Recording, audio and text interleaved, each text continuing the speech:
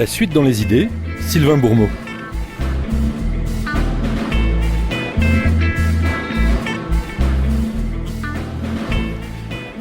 Communautarisme. La pitoyable polémique estivale du Burkini aura offert une nouvelle occasion de voir s'affoler les statistiques d'occurrence de ce mot dans l'espace public. Ainsi, le fait que quelques femmes décident de revêtir cet accoutrement pour aller à la plage serait, nous expliquent plus ou moins doctement de nombreux médias et responsables politiques, la preuve du communautarisme qui vient. Ou, dit autrement, de l'inexorable progression de ce modèle anglo-saxon, comme on dit seulement en français, soit dit en passant, un référentiel qui viendrait menacer notre sacro-saint modèle républicain. Comment dites-vous? Communautarisme? Non, à vrai dire, le mot n'existe même pas dans la langue anglaise. Alors de quoi s'agit-il?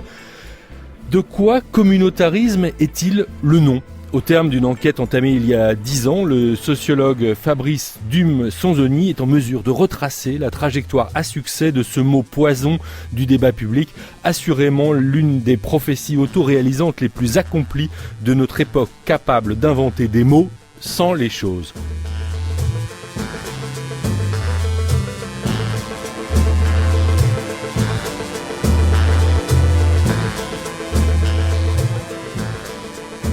Fabrice Dume, bonjour. Bonjour. Vous êtes sociologue, vous êtes chercheur à l'ISCRA, vous êtes enseignant-chercheur à Paris Diderot et vous publiez ces jours-ci chez Démopolis, Communautarisme, enquête sur une chimère du nationalisme français.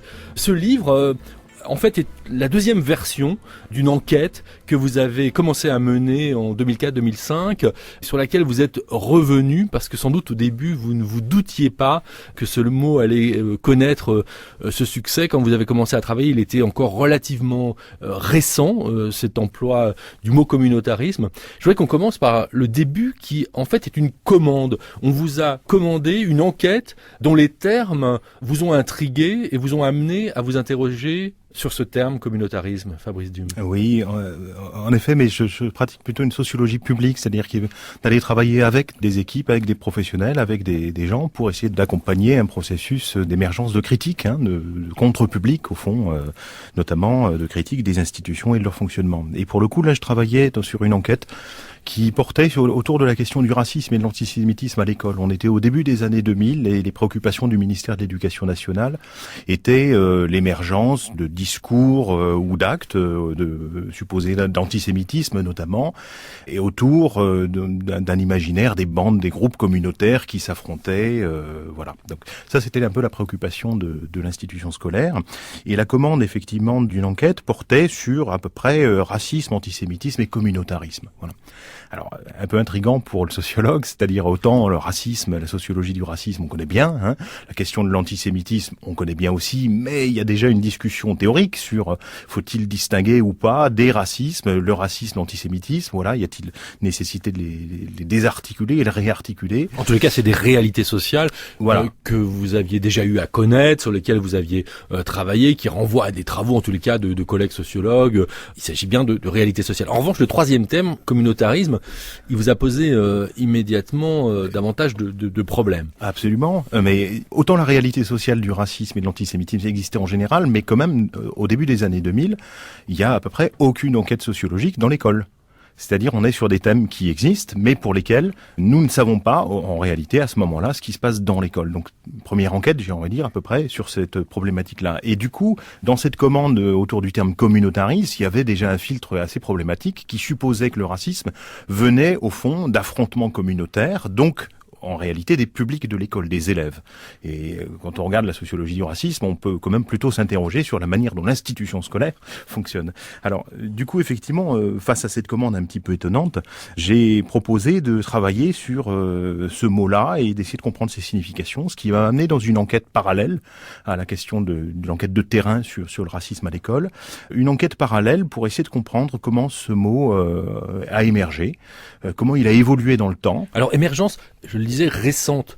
Au fond, on trouve très très peu d'occurrence du mot communautarisme dans les publications en langue française avant les années 90. Ça n'existe quasiment pas et ça va démarrer, mais ça va démarrer très fort et très vite.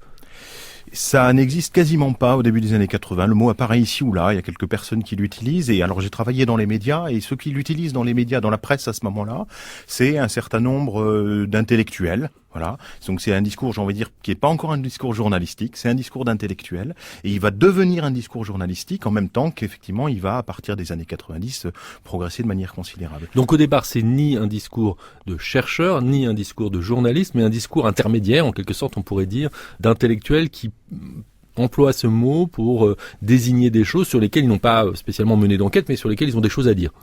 Sur lesquels ils ont des choses à dire, pour lesquels ils ont en tout cas une certaine représentation. Et mon souci, c'était d'essayer de comprendre quelle est cette représentation. C'est-à-dire, au fond, derrière ce mot, quel est le regard qui est porté sur la réalité de la société française, et en quoi l'émergence de ce mot signale des transformations sociopolitiques, des transformations dans la représentation des problèmes publics et de la situation finalement politique de la France. Ce mot, au fait, va être une sorte de prisme, un opérateur, et un prisme qui va avoir des effets en retour sur ce monde social qu'il est censé refléter. On va revenir sur toute cette enquête. Je voudrais quand même, parce que des auditeurs doivent se poser la question, vous la posez directement, mais ça veut dire qu'au fond, communautarisme, pour vous, c'est un concept, c'est un mot, un concept, ça serait peut-être déjà lui accorder beaucoup d'importance, en tous les cas, un mot qui vise à désigner quelque chose avant d'être une réalité sociale qui serait désignée par ce mot. Et c'est-à-dire que le communautarisme, on n'en trouve pas trace, ça n'existe pas. Ce que certains désignent par communautarisme, eh bien, on a beaucoup de mal à en trouver des exemples mis en évidence dans des travaux de chercheurs. Dans les travaux de chercheurs, d'une part. Quand on regarde la littérature qui a émergé quand même au milieu des années 2000, il y a eu un certain nombre de livres qui ont été publiés sur ça. À peu près tout le monde s'accorde pour dire que là, c'est un fantasme. Voilà, enfin, c'est un mot qui ne désigne pas une réalité concrète. Néanmoins, les auteurs même qui disent ça se sentent quasi obligés de supposer une question substantielle qui est derrière. Alors, j'avais traité cette question-là en comparant la presse nationale et la presse locale, parce que ce qui était tout à fait flagrant, c'est que ce discours était lié à une représentation de la nation, donc plutôt lié à l'imaginaire national. Ce mot parle de l'imaginaire national.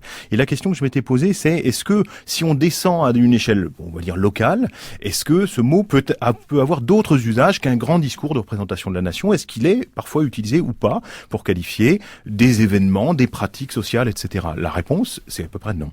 C'est-à-dire que c'est un discours qui renvoie toujours à une représentation imaginaire de la nation. À l'échelle de la nation. Alors, l'autre usage qui est fait très très rapidement de ce mot, c'est un mot épouvantail, on pourrait dire au fond. Un mot qui est censé renvoyer à une réalité qui serait extérieure à l'histoire de la nation française et qui serait davantage associée à l'histoire d'autres nations, d'autres pays qui, elles, seraient communautaristes. Et évidemment, les États-Unis sont convoqués au premier chef comme exemple numéro 1 du communautarisme. Alors on sait qu'aux États-Unis, les communautés sont des choses extrêmement importantes. Très récemment, dans cette émission, Julien Talpin est venu parler de son travail sur les formes de mobilisation des communautés à Los Angeles en particulier. Mais on peinerait à trouver ce qu'on entend en France par communautarisme dans la réalité politique anglo-saxonne, qu'elle soit américaine ou britannique, Fabrice Dume. Oui, absolument. Le terme de communauté tel qu'il est pensé dans des pays d'Amérique du Nord est à peu près incompréhensible pour les Français. D'ailleurs, il n'existe pas. Je le disais dans l'introduction de cette émission, il n'y a pas l'équivalent. On ne peut pas traduire, on ne peut pas dire communautarisme. Ça ne veut rien dire. Il y a d'ailleurs des ruses tout à fait étonnantes des traducteurs automatiques, c'est-à-dire ou des dictionnaires en ligne. C'est quand on leur demande communautarisme et quand on leur demande de le traduire, ils nous renvoient aux politiques d'intégration et aux problèmes d'intégration, donc à la française, sous-entendu. C'est vraiment un mot qui parle de l'imaginaire français, qui n'a effectivement pas d'autre réalité. Alors, la question des États-Unis ou de l'Amérique, plutôt un peu fantasmatique, l'Amérique est centrale, mais elle est articulée, et plus centrale encore est la question de l'islam. En réalité, si on prend la trajectoire de ce mot, il y a trois grands thèmes qui structurent un petit peu ce discours. Il y a d'une part l'islam, la montée finalement d'un discours de peur de l'islam, et puis de haine de l'islam, où communautarisme représenterait finalement, pour le dire assez vite, des hordes de barbares menaçant la société française. On a un deuxième élément qui est effectivement la figure de l'Amérique, avec à la fois une critique de l'hégémonie américaine dans la mondialisation culturelle, et à la fois la question des dites communautés, avec la dénonciation d'un multiculturalisme qui serait opposé à l'intégration à la française. Et du coup, cette double articulation va se déplacer avec un troisième thème qui émerge très fortement, c'est que ce mot communautarisme va devenir une accusation politique qui est tournée contre la gauche, à qui on reproche depuis les années 80 une espèce de multiculturalisme ou de volonté multiculturaliste américaine de vouloir importer ce modèle-là, et à qui on va reprocher de plus en plus une espèce de stratégie un peu pas claire vis-à-vis des musulmans, de la reconnaissance, etc. Ce qui va se traduire dans le discours de droite, d'extrême droite ou d'extrême gauche aujourd'hui, qu'on parle d'islamo-gauchisme, d'accord, en accusant finalement cette gauche de faire le jeu de l'islamisme au nom d'une espèce de modèle culturaliste. Je voudrais qu'on revienne sur ce lien avec les États-Unis, un certain nombre de confusions, de malentendus, parce que il y a un élément qui existe dans le débat de la philosophie politique américaine, qu'on n'appelle pas communautarisme, mais communautarianisme. Donc c'est le travail de Michael Sandel en particulier là-dessus, qui ne renvoie pas du tout à la même chose que ce qu'on désigne par communautarisme. Et pourtant, un certain nombre d'importateurs de ce mot ont partie liée avec cette tradition philosophique américaine. Je pense à Laurent Bouvet, qui a écrit un livre sur le communautarisme et ses problèmes, et qui a participé du mouvement que vous décrivez bien, d'un certain nombre d'intellectuels, avec sans doute au premier plan Pierre-André Taguieff, mais aussi Michel Tribala par exemple, qui ont inscrit à l'agenda ce mot comme une pseudo-importation américaine, enfin qui ont brouillé un petit peu la généalogie de ce concept, Fabrice Dume. Absolument, il y a une fiction autour de ça, d'une espèce d'origine américaine de ce mot, ce qui n'est prouvable nulle part, et en tout cas ce qu'on voit bien émerger, c'est-à-dire ce mot n'a pas d'équivalent effectivement dans la langue anglaise d'abord, et il y a un vrai problème de traduction. Alors vous avez cité un certain nombre d'auteurs qui là sont des fervents défenseurs de ce modèle menaçant, soi-disant modèle intégrationniste français. Par contre, si on regarde un peu la littérature qu'il y a autour du communautarianisme, ou de la pensée communautarienne, comme on le traduirait plus simplement, on pourrait dire, il y a un vrai problème de traduction. C'est-à-dire que le mot communautarisme est pris dès lors qu'on resitue cette pensée communautarienne dans la langue française. Le problème de traduction, c'est que communautarisme en France veut dire en fait tout à fait autre chose. Donc il nous rend incapables d'entendre ce que défend la pensée communautarienne. D'accord, alors d'où l'intérêt de votre enquête, qui est une enquête de clarification, au fond, on peut le voir comme ça, où vous retracez cette histoire intellectuelle, les usages de ce mot, le rôle assez déterminant de ces acteurs intellectuels dans un premier temps, et puis le relais médiatique que vous regardez de près, avec une observation des occurrences du mot, de la manière dont il finit par triompher, et des usages, au fond, qu'il lui incombe désormais dans l'espace public. Je prenais l'exemple au début de cette émission de l'affaire de l'été du Burkini, qui aura été finalement le dernier en date des épisodes qui permet de tenir ce discours du communautarisme qui vient comme une menace fantôme en quelque sorte. Vous n'avez pas dû être surpris à la lecture des journaux cet été. Tout ça, c'était finalement la énième version d'un feuilleton qui se joue depuis, on pourrait dire depuis le début de l'affaire du voile en 1989, Fabrice Dume. L'affaire du voile, pas tout à fait, parce que si on regarde vraiment l'histoire du terme communautariste, c'est très frappant de voir qu'en 1989, le terme communautariste n'est pas du tout utilisé pour décrire cette situation, et donc ne s'applique pas à la controverse, aux polémiques qui est en train d'être née. Par contre, ça va devenir un instrument très efficace pour requalifier un certain nombre de choses, et là, c'est plutôt à partir du milieu des années 2000, ou début des années 2000, que ça va devenir finalement une question. Lors de la loi de 2004, ou de la préparation de la loi de 2004 contre le voile à l'école, de 2003-2004, c'est vraiment pour le coup le discours du communautariste qui est utilisé, alors qu'il n'existe pas en 89. Donc on voit bien du point de vue du rapport aux faits que c'est un mot qui requalifie une réalité sociale, mais qui n'accompagne pas en soi l'émergence de nouvelles questions ou de nouveaux problèmes. Il y a une déconnexion des deux.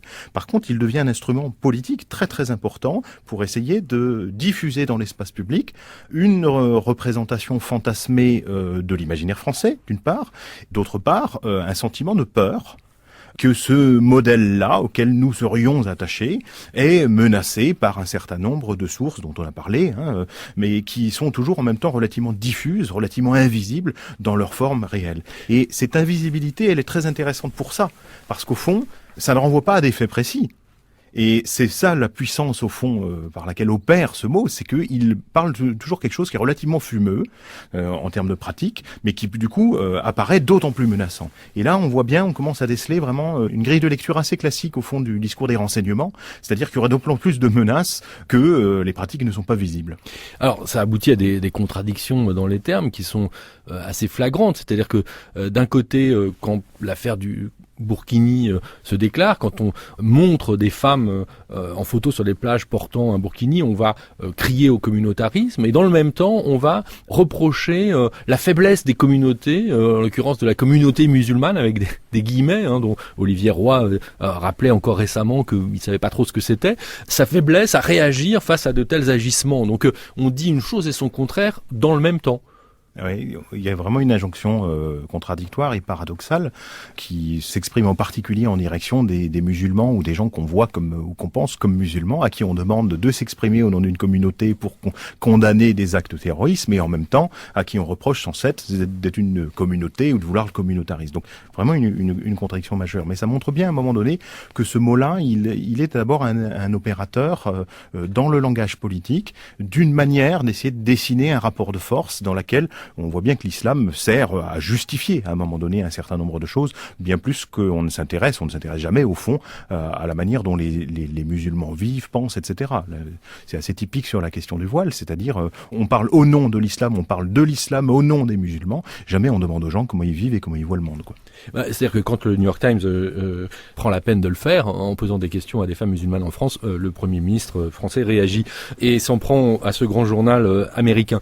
Alors, autre question, ça n'a pas toujours été comme ça, c'est-à-dire que l'usage du mot communautarisme n'a pas renvoyé toujours exclusivement, parce que c'est le cas aujourd'hui, à l'islam. Il a pu aussi renvoyer à d'autres types de communautés, et notamment de communautés homosexuelles. De ce point de vue-là, les choses ont évolué. C'est ce que note Éric Fassin dans la préface qu'il fait à votre livre, là où un autre ennemi, en quelque sorte, pouvait être désigné au moment du débat sur le Pacs, à la fin des années 90, et puis, eh bien, on voit que les choses ont vraiment changé à la faveur de ce grand débat national autour de la loi pour le mariage pour tous. Si on fait de la trajectoire du mot lui-même, d'abord il va se détacher du terme communautarisation, et qui apparemment, on pourrait se dire spontanément, on est dans le même univers intellectuel. En réalité, pas du tout. C'est-à-dire que le terme communautarisation, tel qu'il est utilisé dans les années 80, il est utilisé principalement pour parler de l'Europe, de la construction européenne. La communauté européenne. Voilà. De la communauté européenne. Et c'est un mot qui, dans cette époque-là, a plutôt un sens un peu positif, c'est-à-dire on réclame plus de communautarisation au sens de mise en commun et gestion en commun d'un certain nombre de biens communs, de biens collectifs, etc. C'est un usage qu'on retrouve un peu en Belgique aussi d'ailleurs, État complexe avec des composantes géographiques différentes et linguistiques différentes. En Belgique ou dans d'autres situations, mais y compris en Belgique, le terme va migrer et va devenir plutôt négatif sous l'influence de l'émergence de ce nouveau mot, communautarisme. Et lui, il émerge alors en deux temps. Disons que si on regarde un peu la courbe par laquelle le mot s'impose dans le discours de presse, on distingue quand même très clairement une première flambée, si je peux le dire comme ça, du terme dans son usage. C'est après 95, voilà. Et l'autre, c'est autour de 2001. Voilà. Et en fait, ça correspond, une fois n'est pas coutume, à des choses assez précises en termes d'événements médiatico-politiques. 94-95, c'est l'affaire Khaled Kelkal, du nom de ce jeune homme qui a été tué devant les caméras de télévision par la police et qui était poursuivi pour sa participation aux attentats du métro Saint-Michel à Paris en 1995. 2001, c'est évidemment les attentats du 11 septembre, etc. On comprend bien. C'est-à-dire que c'est ces deux événements qui vont légitimer d'une certaine manière ce mot qui était déjà disponible. Deux événements du terrorisme qui surgissent. Alors, deux éléments. Chacun à son échelle, mais deux éléments qui ont en commun de générer un discours politique en France qui est comment des enfants nés en France, qui ont grandi sur les bancs de l'école, qui ont été formés à l'école de la mère patrie, se retournent finalement contre la mère patrie. Et donc c'est un discours qui émerge et qui va légitimer une espèce de schéma que d'autres ont analysé de l'ennemi intérieur, celui que la France nourrirait en son sein, de son sein, et qui va se retourner contre elle. C'est ça en fait qui constitue le motif principal du terme communautariste, c'est-à-dire le danger que peut représenter cet imaginaire extérieur qui est importé en France. Et qui vient au fond s'en prendre à la seule communauté qui vaille, c'est-à-dire la communauté nationale. C'est ça le motif principal. C'est-à-dire ce qu'il s'agit de défendre en appelant à toute force une réaction pour protéger, c'est bien l'imaginaire national. C'est ça qui est le cœur de ce discours-là.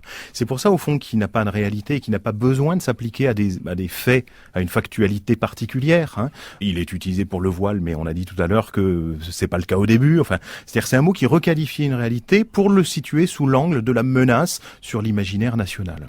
Je le disais tout à l'heure, vous observez ce mot comme un opérateur, le mot communautarisme, et vous avez une réflexion, une analyse que je trouve très intéressante et précise, un parallèle que vous faites au fond entre cette façon d'opérer qu'a le mot communautarisme et la façon d'opérer qu'a le mot race. Et pour ça, vous vous appuyez beaucoup sur les travaux de Guillaumin sur la race, qui est à la fois quelque chose qui n'existe pas du point de vue de la biologie, ça n'a rigoureusement aucun sens scientifique, et pourtant ça existe comme une réalité sociale construite qui produit des effets, c'est même d'ailleurs un mot qui figure dans la Constitution, pourrait-on ajouter. Donc à la fois ça n'existe pas, mais ça existe. Sauf que vous faites un parallèle qui vous permet de penser comment ça marche pour le communautarisme, selon des ressorts qui rappellent au fond le racisme, Fabrice Dion. Oui, mais parallèle inversé, parce qu'au fond, le communautarisme fonctionne à peu près à l'inverse, c'est-à-dire dès lors qu'on se penche un peu sérieusement sur cette question, tout le monde s'accorde à écrire, et même les fervents partisans de ce terme s'accordent à écrire qu'il n'y a là que fantasme, au fond, dans cette affaire, mais pour dire, au fond, oui, non, ça n'existe pas, mais oui, ça existe quand même. Mais ça existe factuellement et matériellement. Ça existe quasiment essentiellement un processus de communautarisme qui menacerait. C'est vraiment lié à la question de la menace, c'est-à-dire que ce que les auteurs qui utilisent le communautarisme, quand bien même ils prennent leur distance critique en dénonçant ou en pointant la part de fantasme dans cette affaire, ils sont absolument convaincus qu'il y a une menace, et au fond c'est ça qu'ils veulent mettre en avant à travers ce discours-là. Donc je trouvais effectivement le parallèle avec Colette Guillaumin tout à fait important parce que on fonctionne à l'inverse de l'argumentation de Colette Guillaumin concernant la race, ce qui m'amène à dire au fond que communautarisme, c'est un discours raciste d'une certaine manière, mais à l'heure de l'identité, à l'heure des identités. C'est un mot qui va réutiliser cette figure identitaire de la communauté comme nouvel objet d'une certaine manière à dénoncer, comme si la race française, pour le dire comme le disait le général de Gaulle et l'autre à cette époque-là, était profondément menacée. Alors, ce qui est frappant, et vous le releviez à l'instant, c'est que même les promoteurs de l'usage de ce mot de communautarisme, ces intellectuels qui vont faire ce travail d'élaboration du concept ou tenter de le construire comme un concept, sont les premiers à noter qu'il s'agit d'un fantasme.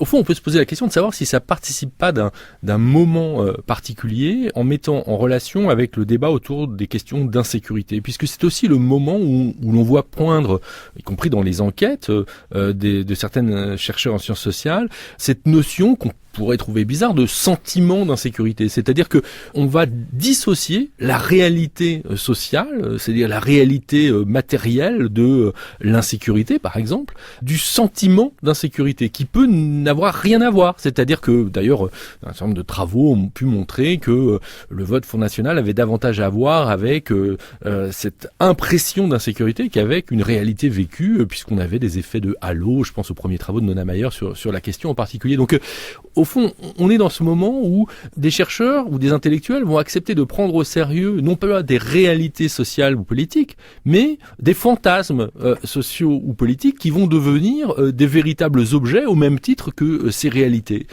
On peut faire la même analyse s'agissant de communautarisme, Fabrice Dion ? Oui, mais c'est la rencontre entre la question du sentiment d'insécurité et le thème de droite, voire d'extrême droite dans cette époque-là, qui est la question de l'identité nationale.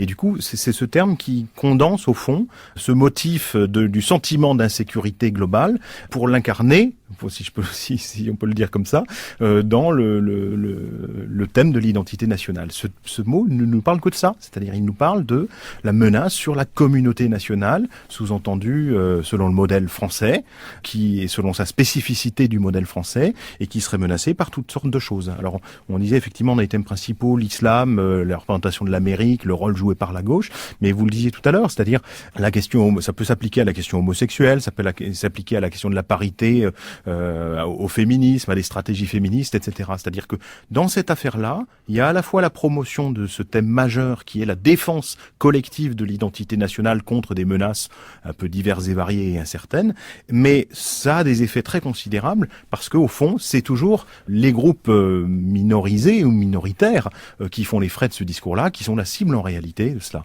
C'est-à-dire qu'on cherche à défendre une identité nationale qui, au fond, représente surtout la manière dont le groupe dominant, majoritaire pas au sens quantitatif du terme, mais au sens de normatif, celui qui a la capacité d'imposer sa norme comme la normalité. On voit bien que c'est un discours d'un groupe, effectivement, qui est en position dominante et qui essaie de maintenir un peu, de manière hégémonique, son monopole de la définition de la francité et des questions politiques qui sont liées à l'imaginaire national. Si l'on suit le raisonnement et la proximité de ces concepts de sentiments d'insécurité, la prise au sérieux des fantasmes, leur élaboration finalement à travers des concepts, on se dit que l'étape d'après, ça a été l'invention, et on retrouve là un acteur que on a déjà cité, que vous citiez, de cette notion d'insécurité culturelle, où on a finalement ce sentiment d'insécurité, mais appliqué non pas cette fois à la violence, à des crimes et délits, mais appliqué à quelque chose de très très très vague, qui renvoie au communautarisme, au fond, de cette menace diffuse qui pèserait sur une identité, et donc sur la communauté nationale. Fabrice Dume.